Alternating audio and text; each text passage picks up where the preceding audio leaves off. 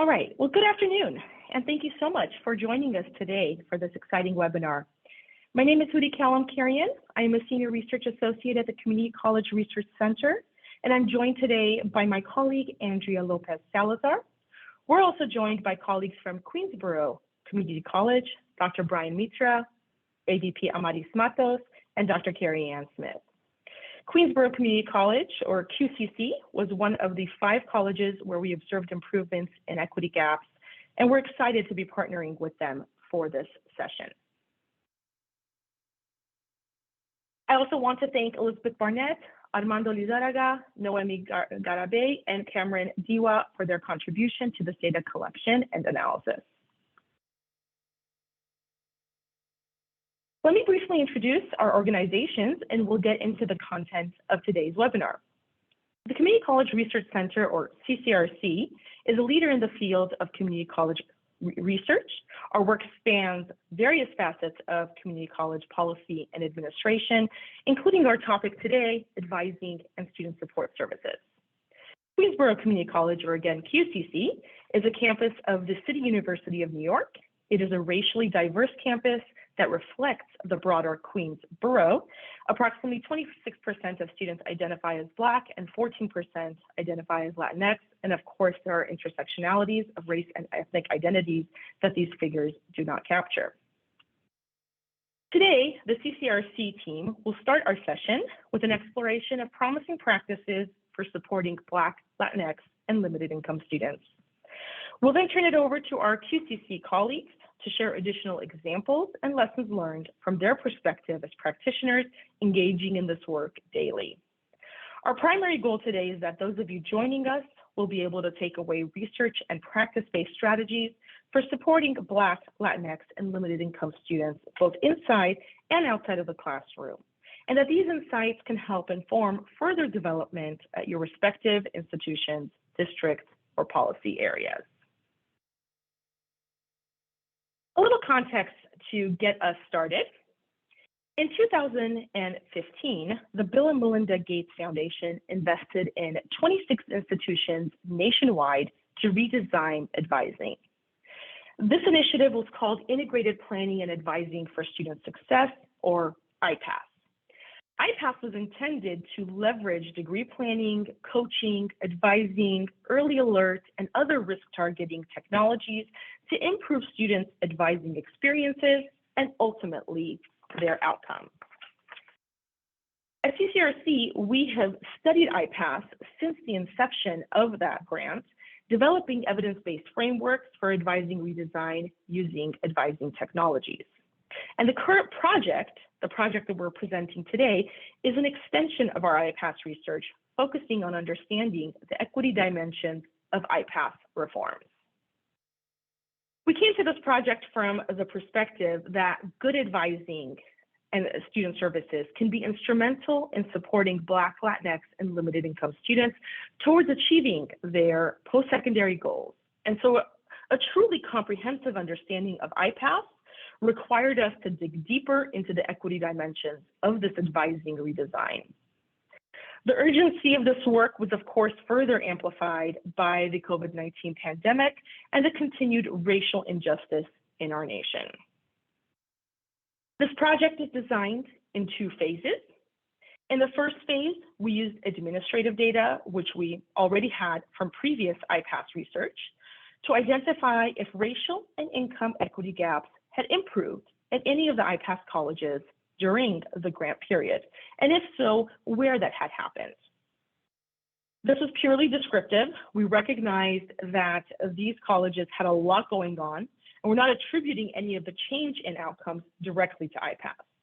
Our goal was simply to use these data to identify a set of case study colleges, where then in phase 2, we could do a deeper qualitative exploration to understand what policies and practices may have contributed to the observed improvements, and also what these colleges were doing post-grant period to support Black, Latinx, and limited income learners.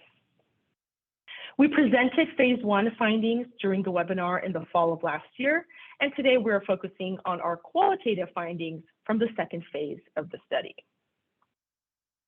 We collected qualitative data at 5 iPASS institutions where we observed improvements in equity gaps and in outcomes among Black, Latinx, and limited income students. Colorado State University in Fort Collins, Colorado, Doña Ana Community College in Las Cruces, New Mexico, Northeast Wisconsin Technical College in Niagara, Wisconsin, Queensborough Community College in Queens, New York, and the University of Central Florida in Orlando, Florida. Our qualitative analysis was guided by Hurtado's model for campus racial climate.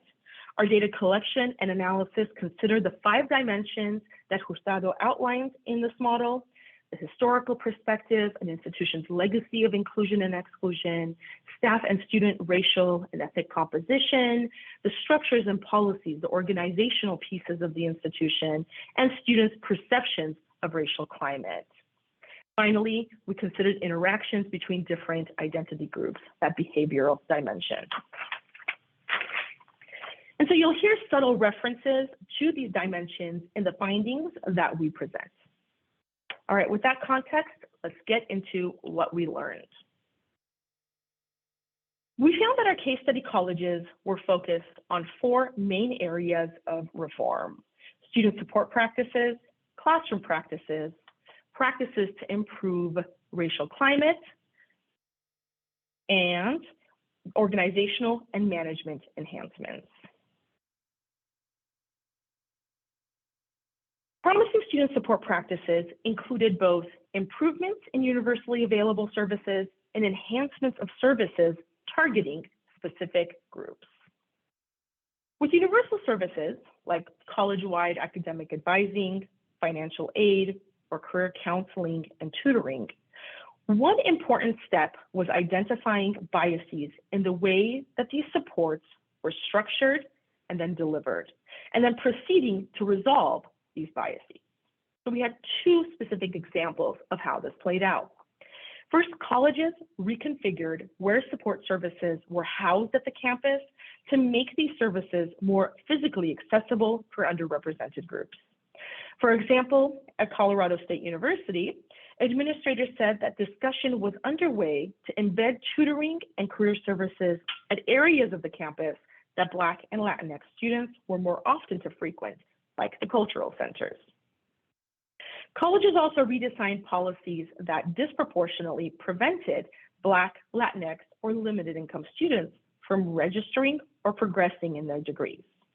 So for example, at the University of Central Florida, this meant adjusting the threshold that would trigger a financial hold and then intervening before bills got so high that students would be unlikely to be able to pay and register.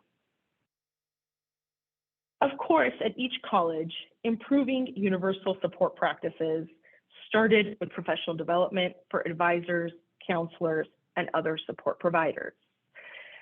That's expected. What's interesting is that these trainings were often characterized as exploratory. They focused on helping advisors, support staff, explore the concept of equity, and then translate what equity means to their practice as advisors or counselors.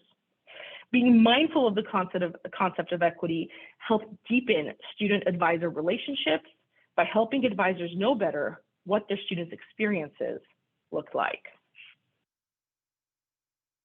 We know that compared to faculty, student affairs teams are often a bit more racially diverse, but students in our data made it clear that further racial diversification of support staff would improve the advising experiences of Black and Latinx students. As this student states, having more people that students from these backgrounds can relate to will facilitate the discussion between the advisor in a way that will help the advisor understand the experiences of the student without it being a shock. Efforts that focus on specific identities or targeted services at the institution were emphasized by both staff and students as integral elements for fostering belongingness. Promising targeted services included intensive outreach to students from Black, Latinx, and limited income backgrounds. And this outreach was often made possible by the data and the communication platforms from the advising technologies of the institutions had implemented as part of their iPASS work. So for example, CS at Colorado State University, advisors regularly reached out to first-generation, low-income, and racially minoritized students within their caseload during the first 4 weeks of their initial enrollment. And this was a formalized outreach program. It was called First 4 Weeks, and it was part of the university's broader action plan for creating an equitable educational environment. Targeted services, of course, also included more traditional programming specifically for underrepresented groups. And again, at CSU, the cultural centers were an integral part of their targeted programming. They provided the place that students typically turn to for support because they felt like they could share a common background, a common experience with the peers and the mentors at these centers. Our case study colleges also were exploring practices for supporting Black, Latinx, and limited income students in the classroom. Most commonly, these efforts were initiated by individual faculty to improve their students' classroom experiences. These faculty worked independently to revise classroom policies and procedures, removing barriers from groups disproportionately harmed by these protocols. For example, some faculty described eliminating policies on not accepting late material. This change allowed students with extensive commitments the flexibility that they needed to complete their work, and the faculty found that there were minimal delays in submission of the assignments. Other faculty noted that they allowed their students to take tests at times that worked for them. Again, the flexibility made it possible for students with other responsibilities, students who are often from racially minoritized or limited income backgrounds, to complete their assignments. When faculty took this initiative, as this Doña Ana Community College faculty member notes, it helped deepen students' connections with the institution because it not only gave students the flexibility, but it just helped them see that there's someone who's interested, who cares at the institution. At the department level, some colleges were engaging in systemic review of syllabi, removing implicit bias. For example, at UCF, the computer science department was trying to improve the experiences and representation of women by redesigning elements of their courses that may be implicitly off-putting for women. Doña Ana Community College faculty in the English department, similarly, were discussing ways to reconceptualize what it meant to write correctly and opening up ways for students to explore their own voices through writing, through whichever background they come from.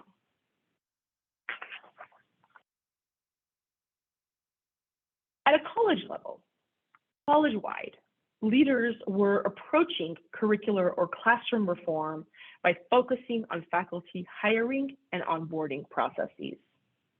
For example, here at the University of Central Florida, one administrator talks about revamping the faculty orientation to include discussion of the university's principles with respect to diversity, equity, and inclusion.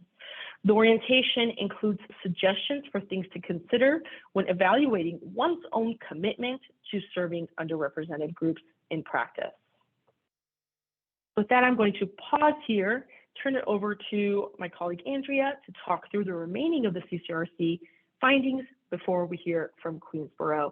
And I neglected to note at the beginning of the session to please use the Q&A button in order to submit any questions. We will have a question and answer section at the end of our presentation today. Over to you, Andrea.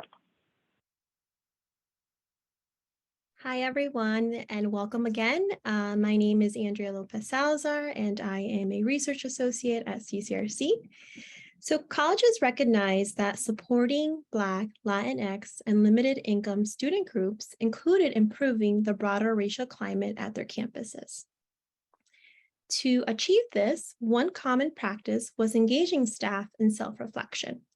Self-reflection allowed staff to understand their feelings, their thoughts, their attitudes about race, and how they influence interactions and expectations with students. For instance, Representatives from NWTC described 4 20-hour training programs offered to staff and faculty.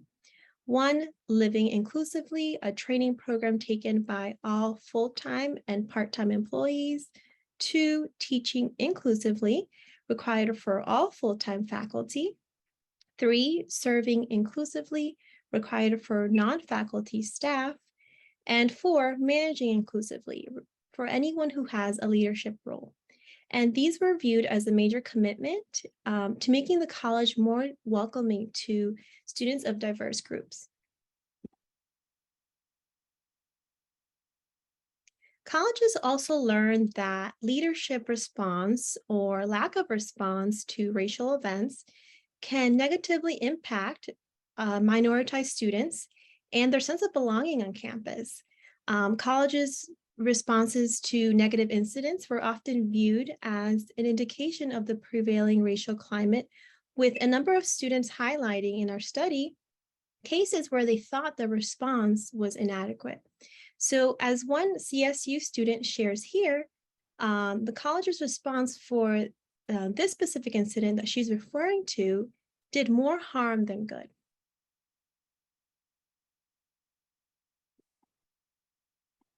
So to implement equitable practices, colleges needed organizational strategies for defining and elevating equity goals and identifying areas for reform to achieve those goals. Practices that informants highlighted as important in advancing equity-oriented efforts included cross-functional working groups.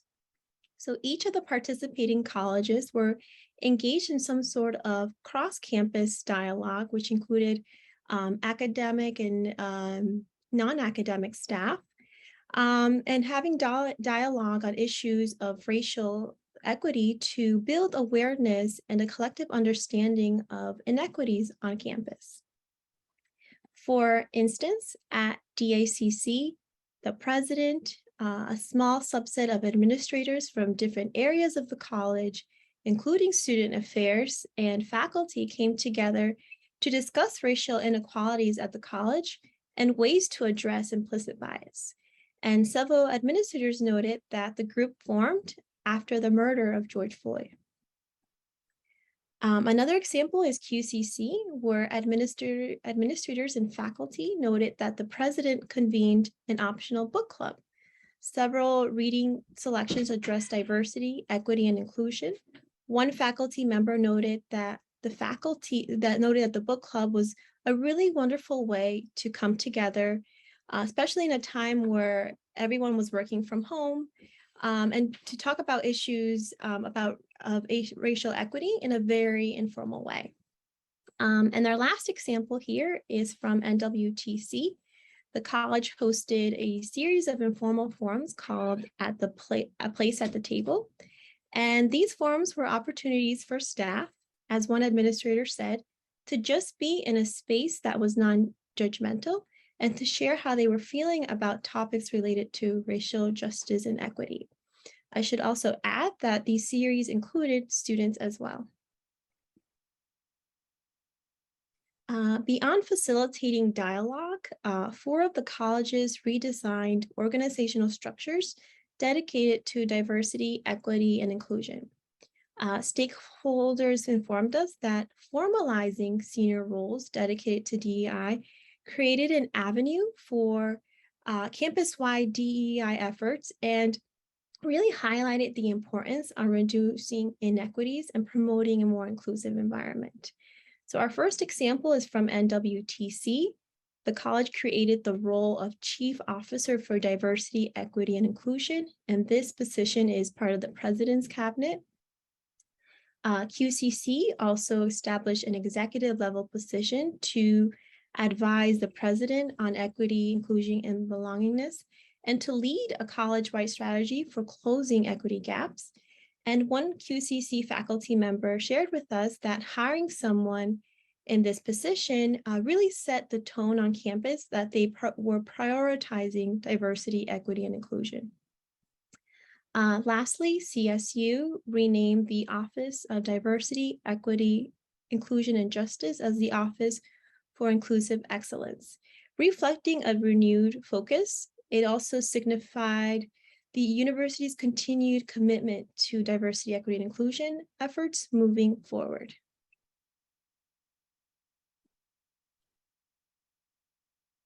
In addition to senior roles, CSU and UCF created DEI positions within departments and other units. CSU established a DEI representative within each of the university's 8 colleges.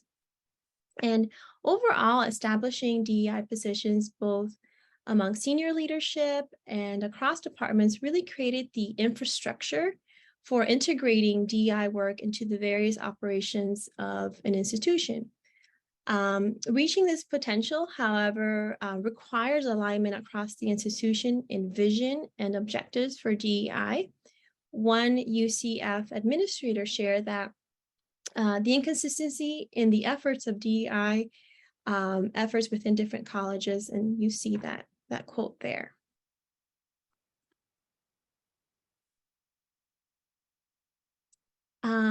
Lastly, analysis of student data disaggregated by race, ethnicity, income, and other characteristics also emerged as an important organizational practice. Understanding differences in how students from different racial, income, or other backgrounds experience college supports can inform redesigns of support practices to reduce unintended adverse effects. For example, NWTC utilizes a starfish early alert system. In addition to flags that indicate student difficulties in a class, instructors are also strongly encouraged to raise kudos or congratulatory alerts. In an effort to understand the equity dimensions of early alert practices, the college's institutional research team calculated a kudos to flag ratio and disaggregated this metric by race. And we learned from one administrator that these analyses revealed that while white students were receiving on average over 2 kudos per flag, Black students and Native American students were receiving on average half a kudo for every flag and comparatively more flags. Going a bit further, the NWTC team has also decided to introduce additional types of kudos to celebrate the small wins or the incremental steps students are taking given their impact on student outcomes. Now, before I turn it over to the QCC team, I would like to share that our latest report on this research will be available soon. So if you have not signed up for our newsletter, we encourage you to do so, just so that you are in the know of when it is released. And of course, if you have any questions, please put them in the Q&A. So I'll turn it over to QCC.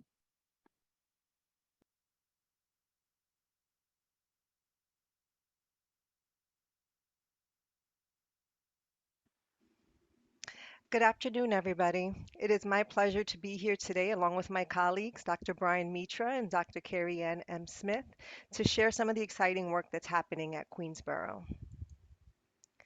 So the 2 years of 2020 to 2022 were really foundational years for all of the good work that's happening here.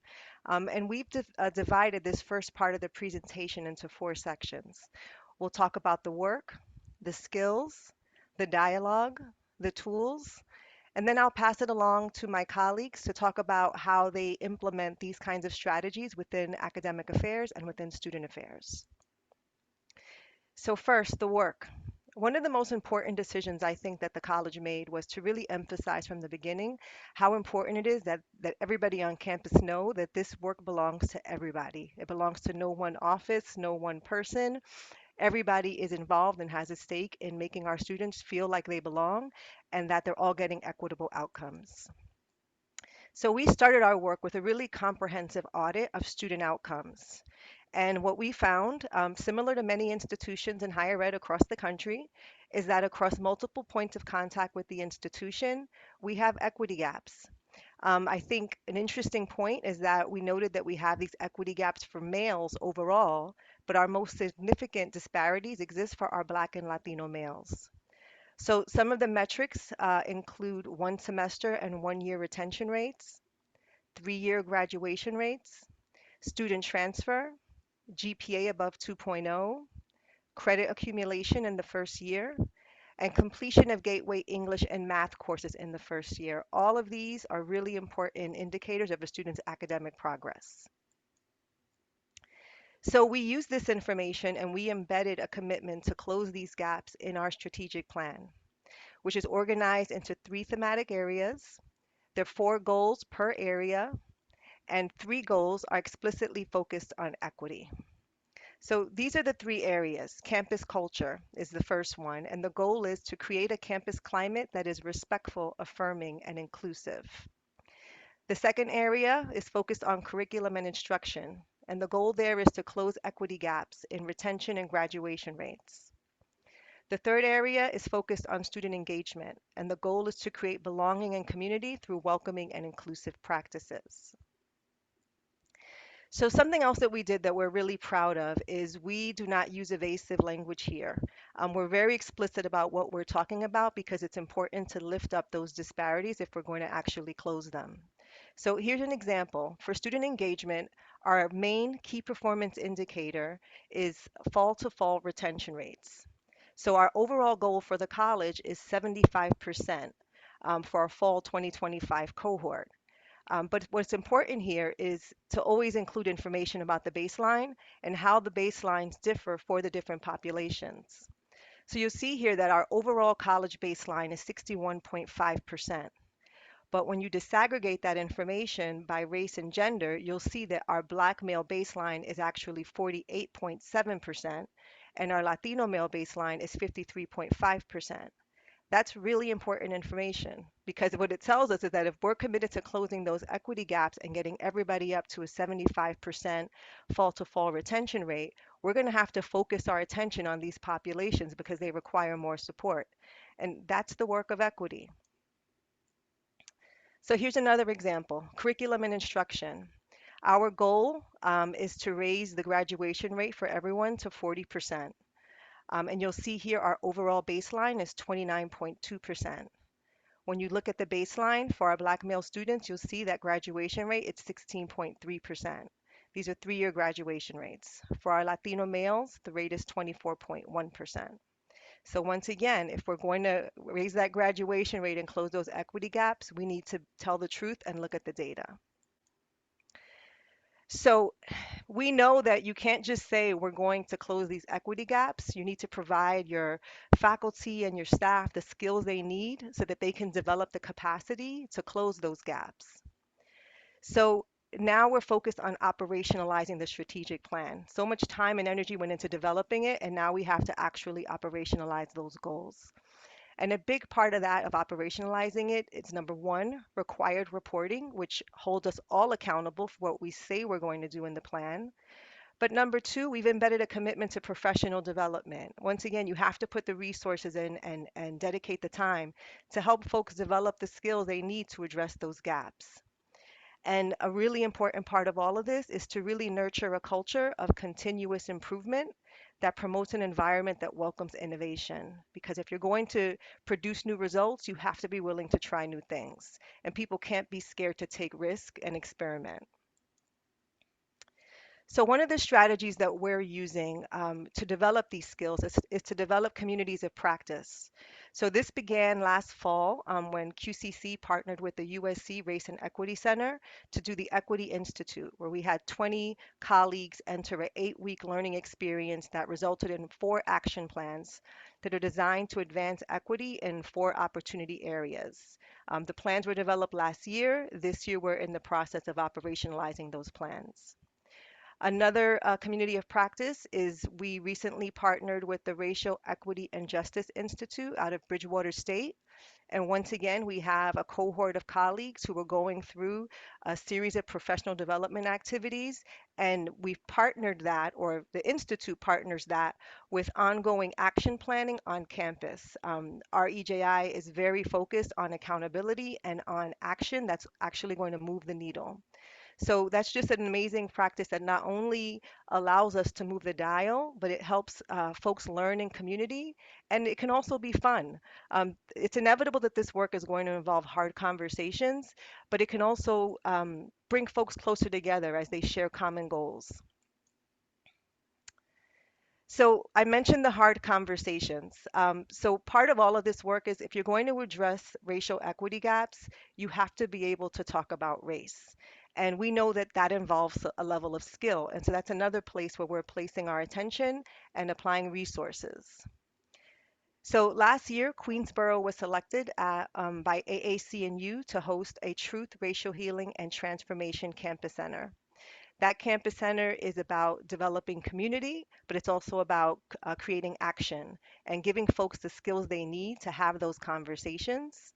And so the way that we envision our TRHT campus center operating is developing those skills so that we can reach those goals that are in the strategic plan.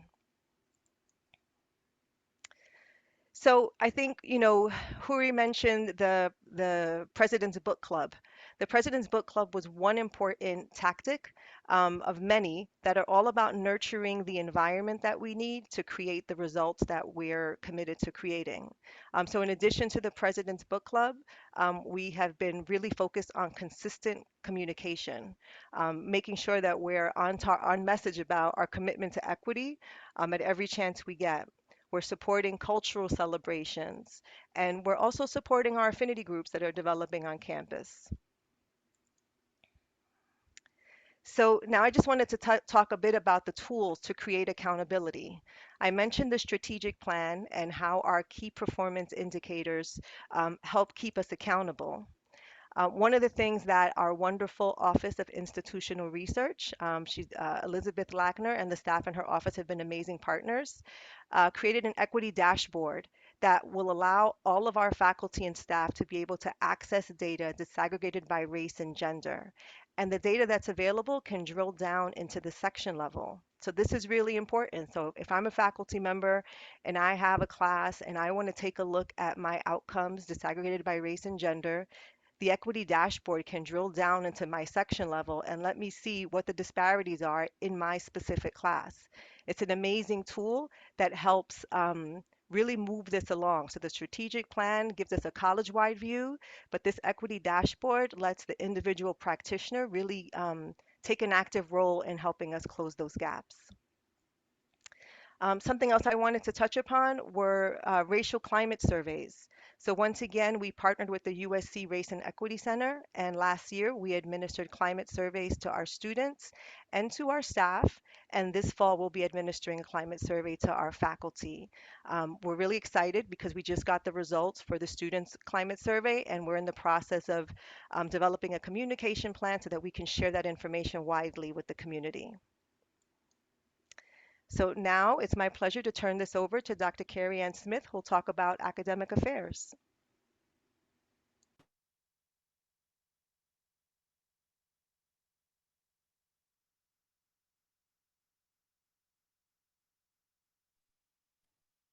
You're on mute. The word of the day, right? This is the phrase of the century. Anyway, my name is Carrie Ann Smith. I'm the inaugural faculty fellow for DEI at Queensborough Community College, and I started in this position in January of 2021. Since then, I've employed 3 strategies that are specific to targeting faculty development and curriculum development and revision. The first of those strategies is establishing anti-racist guidelines for curriculum development. So a campus-wide task force collaborated to curate discipline-specific best practices in anti-racist pedagogy. And we focused on truth, voice, and representation in the arts and humanities, STEM, and social sciences.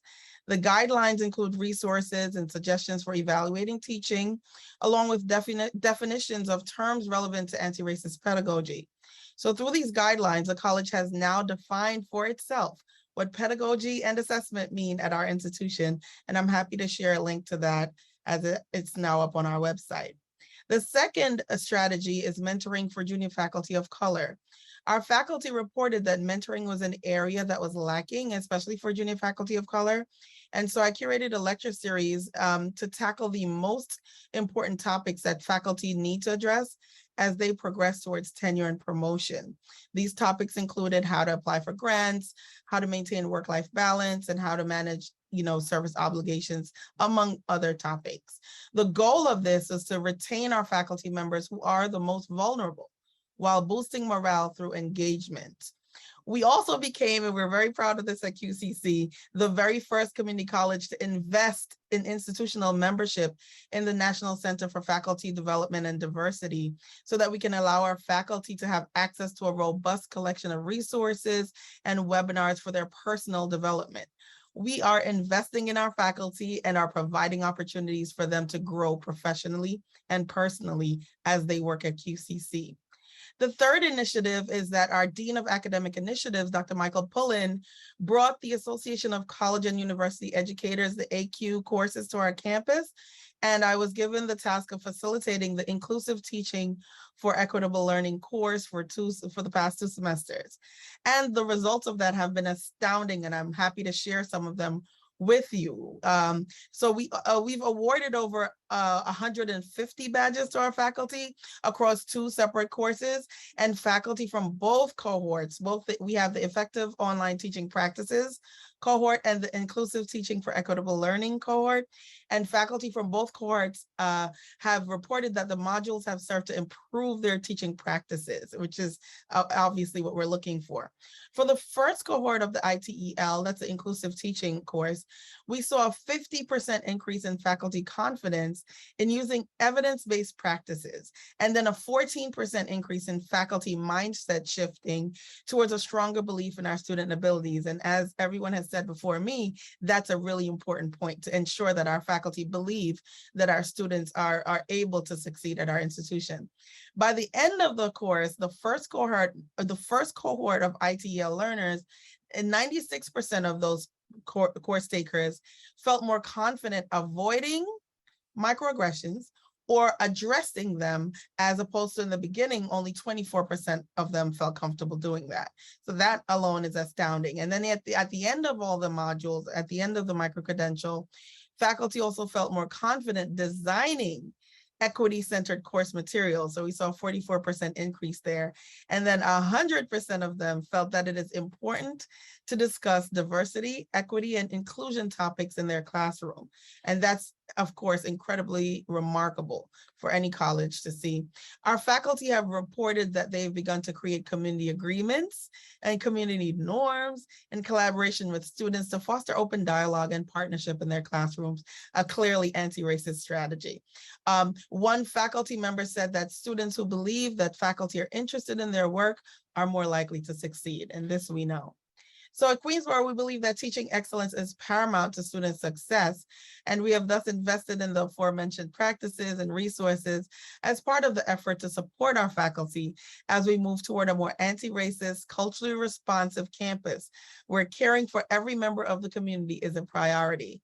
So Dr. Jennifer King Rice once said that excellence requires diversity, and we are staying true to that belief. And we're very proud of the way that we've collaborated with colleagues across the campus. And so our Vice President of Student Affairs and Enrollment Management, Dr. Brian Meacher, is going to tell us a little bit about how they do that work, the same kind of work in student affairs. Thank you so much. Thank you, Dr. Smith.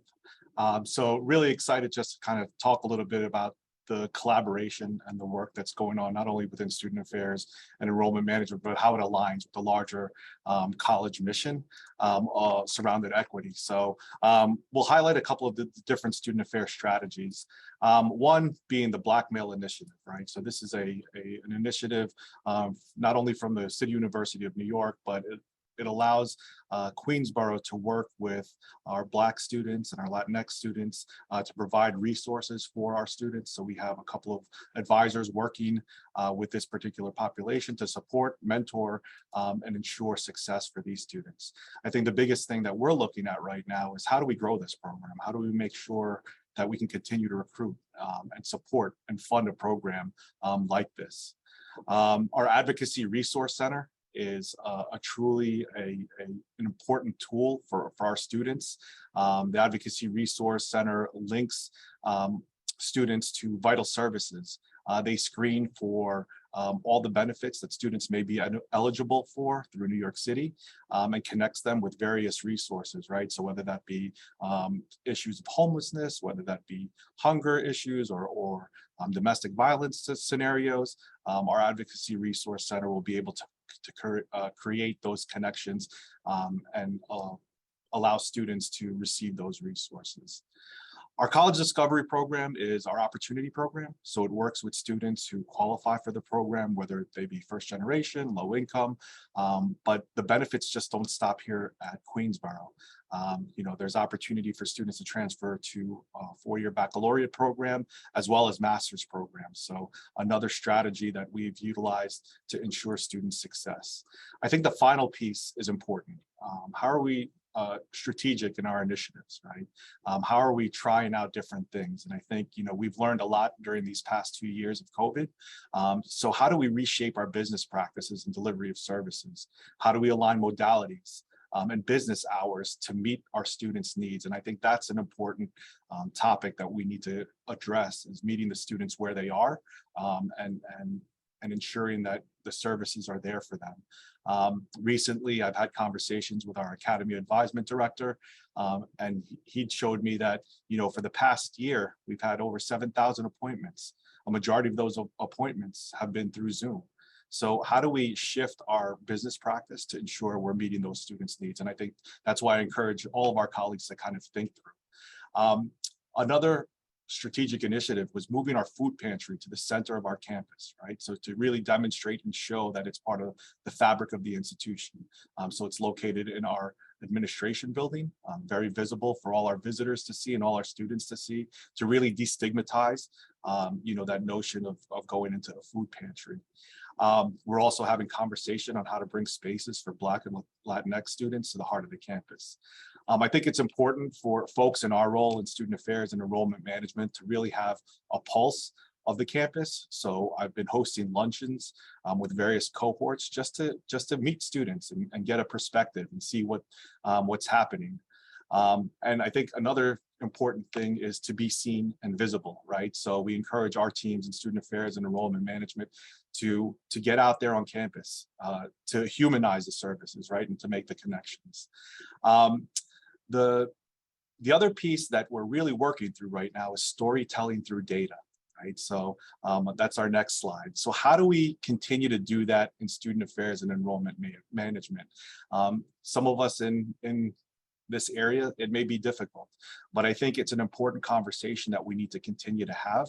How do we disaggregate data to find trends and to work to support groups that need more support and align resources to those groups? It's a conversation that we're having right now.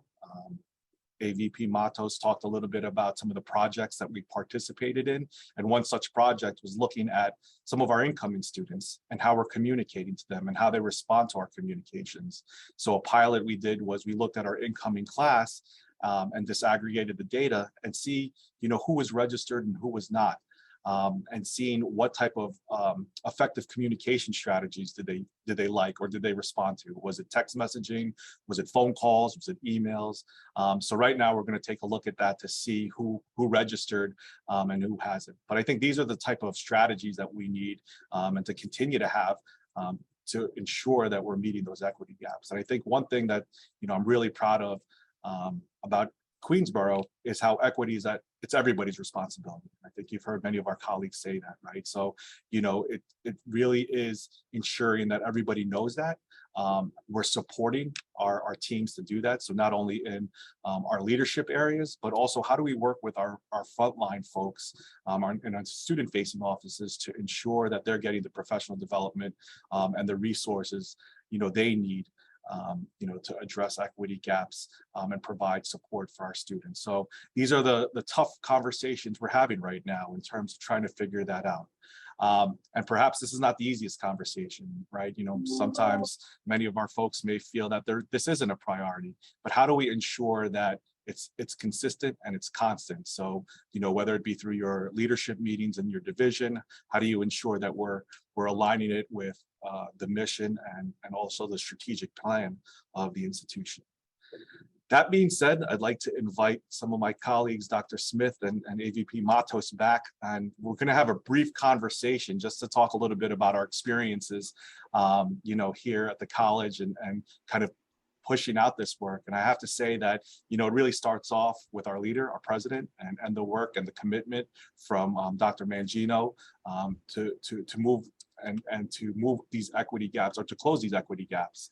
I'm probably the newest one on the team here, a little over a year, but I think it's such refreshing and important work. So I asked my colleagues, perhaps, what has been your experience in terms of just doing this work and getting it out there? I guess I can go as the old head. Probably the youngest of the bunch, but the oldest on the campus. I think we kind of have to underscore this a little bit more, that it's crucial to any campus that the leader of the campus be invested in this work. That we might need to reiterate that we all have been in our roles for about 2 years. I haven't been there for 2 years, but about 2 years, right? This work started in 2020 at this level. That I've been on diversity committees at Queensborough for 9 years, 8 years, 7 years, I can't count. However, this particular targeted effort has only been happening for 2 years. Of course, with the murder of George Floyd, a lot of things came up, right? And so having a president and a cabinet that is completely dedicated to ensuring that we close these equity gaps and to ensure that we have these programs in place and ensuring that these positions are created. And also, not only that, but if you look at the screen, the 3 people who are in the positions are 3 people of color, right? Who also have expertise in each of their divisions. That is not to be understated, that sometimes excellence requires diversity.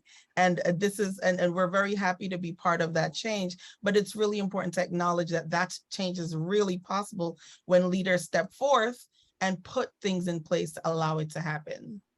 Mhm. And I just want to say that lots of folks, when we present, ask us, how have you been able to accomplish so much?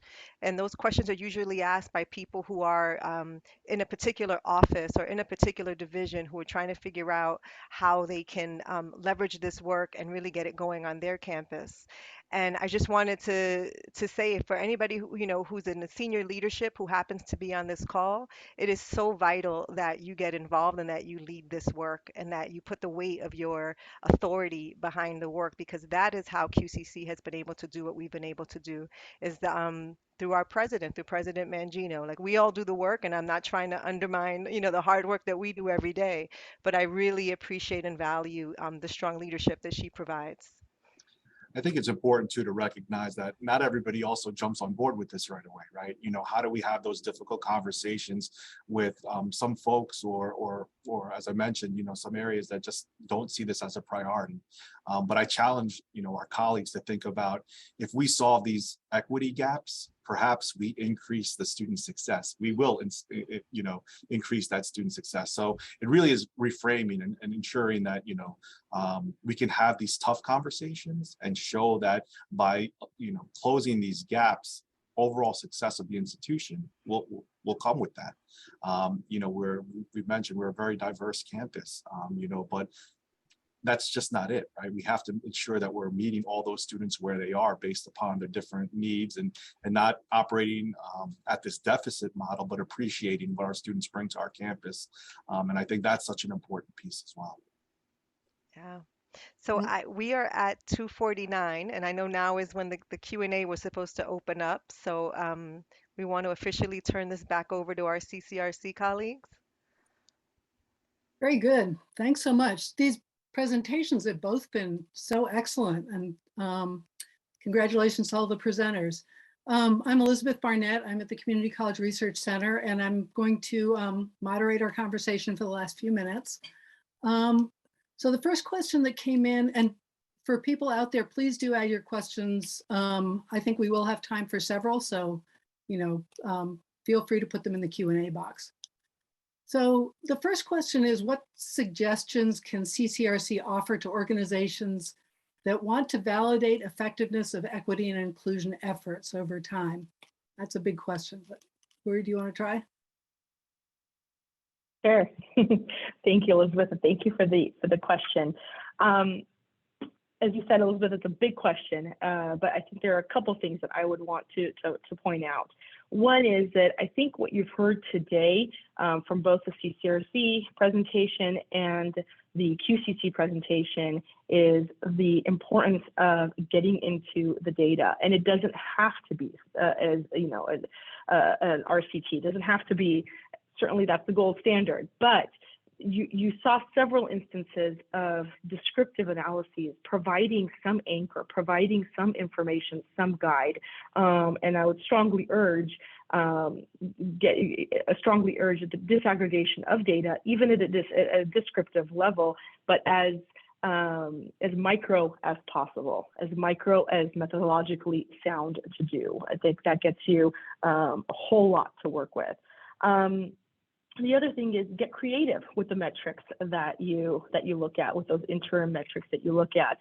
The example that Andrea shared as part of our presentation was just a really innovative way of using early alert data to try to understand the broader racial climate at an institution at NWTC. The way that they used the kudos data to realize that for whatever reason, a certain subgroup of students were receiving more encouraging notes than others, and then thinking about what that means systemically of how to address it. That's I think a great example of how descriptive analyses, but thought in a creative, innovative way, in a way that fits your institution, right? They knew they had a culture where kudos messages were often utilized, and they made a very contextual decision on how to use their data. I think the final thing I would point to is don't underestimate qualitative data. Student voice is incredibly powerful. AVP Matos pointed to the use of a racial climate survey that, coupled with some student interviews, I think will get you a lot. For our data, we didn't mention this, but we made a point to use both focus groups and then individual interviews, and we selected those individual interviewees very intentionally, picking from students who were both part of targeted services, but then those who were not accessing targeted services, so that we could get a broader look and get a very detailed conversation with the students. So we learned a lot from that. I'll pause there. Thank you, Huri. So the next question has to do with addressing the hurdles of undocumented DACA and non-Pella eligible youth. So that wasn't part of the project that CCRC was funded for, but maybe the QCC people could talk about that. Yeah, so, I think that's just, it's also who our population is too, right? So how do we ensure that we have resources available to them? So, many of our students, a number of students are undocumented and are afraid, right, to have or to identify themselves. So I think it is having a supportive support services for them. We have a lot of advisors, or a couple of advisors, who work with this population. And I think the other piece is always the money aspect. How do we support these students through their academic journey? So it is working and fundraising to make sure that we have funds specifically for this population, and working with organizations that support DACA and undocumented students, throughout the city and the borough, to provide the resources that they may need and they're eligible for. It is we just have to do a little digging into the different resources and the partnerships, but that once again, it's the collaboration to help support these students. Yeah, New York City is a great place to be to draw on a lot of resources too. The next question was directed to Dr. Smith. So could you share any anti-racist pedagogy resources that you might have for STEM people? I put them in the chat. Okay, excellent. Okay. And do you want to say anything more about that, or just? Oh, it's a very detailed, the document that we've created, we've taken a year to work on it. It's very detailed. Again, focusing on truth, voice, and representation. There are also resources that faculty can tap into. There are examples of anti-racist practices in STEM disciplines. So it's pretty comprehensive. So if they click on that link there, they should have full access to the document along with the supplementary information. Okay, thanks so much. I'll also put my contact in the event that they want to reach out personally. Okay. And so those are all online and available to people, all of the different areas? Yes, it's downloadable. What a great resource. So here's a question about the equity dashboard. When you offer insight at the section level for faculty to view their equity dashboard or scores, do you make that public or just for individual faculty members? So we built the tool first, right? If you build it, they will come. So we built the tool first, and now we're rolling out our strategy for making that data available to faculty. So the short answer to the question is no, it is not made public. We really are not trying to develop an environment of like, you know, we gotcha.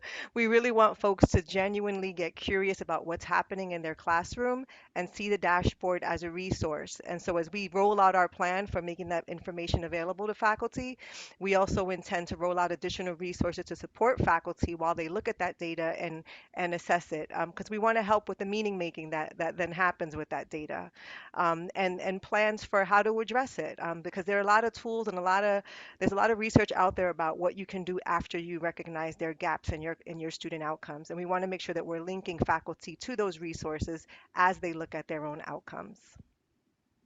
I'll also add to that, we have a dashboard too that's available for us in student affairs, and a similar dashboard, right? But it's also working to ensure that our colleagues understand how to use it and call the data that they need or pull the data that they need. So that's another piece to all of this, is the professional development aspect of working, because perhaps many of our areas in student affairs have never done this work before, with this disaggregating data. It's more just tracking. So ensuring that the professional development and resources are available to them as we move this work forward. And what is your sense that faculty are using the data, or student affairs people? We're starting, right? It's a conversation like we mentioned before that, and I think now that folks have seen how equity is at the heart of our strategic framework, and there's no way around it, right? We have to be looking at these data points, and I think that's where we can move the work forward. I don't know, AVP Matos or Dr. Smith. I think that's a great answer. I want to leave time for her to get to any other questions. You did a great job. I think this next one might be more for CCRC. Are there any statistics on student retention for mentoring programs?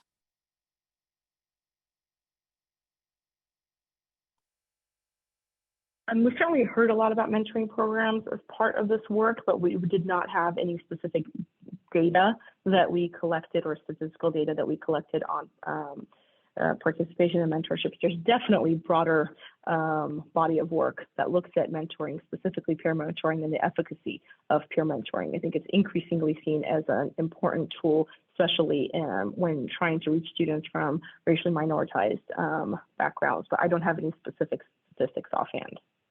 Okay. And I think this next one goes to QCC. How do you maintain wellness in this work? My institution is one of those who do not fully see this work as a priority. A lot of our passionate colleagues are feeling demoralized and exhausted. What do you think? I let me jump in on this one. So when we were meeting to plan this presentation, Dr. Mitra and Dr. Smith and I got together and we were chatting about this, and I shared with them that I attended an NCORE conference and I entered a session, and there were lots of chief diversity officers in there, and they were sharing how they're on antidepressants and they all have therapists and they're entirely stressed out. And so I think it's really important, thank you for that question, to give voice to how demanding this work is, especially on folks who already hold minoritized identities, who are then leading the work, who are trying to create space for other folks who have minoritized identities. Again, for leaders on the call, support your colleagues of color who are doing this work, because we need it. It's really important and vital to the success of it. I don't know if you guys want to jump in there. I do want to jump in because, like I said, I'd been doing this at our campus. It wasn't always roses. And I'd been doing it for a while before becoming faculty fellow.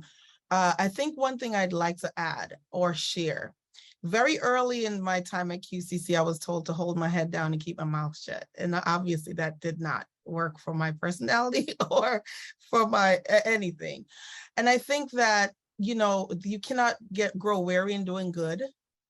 but do take breaks, right? Take a break every now and then and lean on those others in the community who are probably not tapped out, because the other people can help in this work, right? It's not just minoritized people who can do the work, but other people are willing and able and around, and perhaps leaning on them sometimes and taking a break can help. But whatever you do, do not be quiet and do not hold your head down and walk straight, because that's not really going to change the status quo, right? Of course, we're going to work within the confines of our institutions, but we still do have to speak up when we see things not going well. And we do have to still honor the fact that this kind of work takes a lot out of us, but when we do get it to the point where we need it to be, it does put a lot back into our campus culture. I think we're at time. Huri, do you want to close us out? Sure, I just want to say thank you to everybody who participated today. Thank you very much to our colleagues from Queensborough and my colleagues at CCRC. We really appreciate your participation, and hope, and certainly the presentation will be available on our website, and I believe also emailed to participants. So thank you.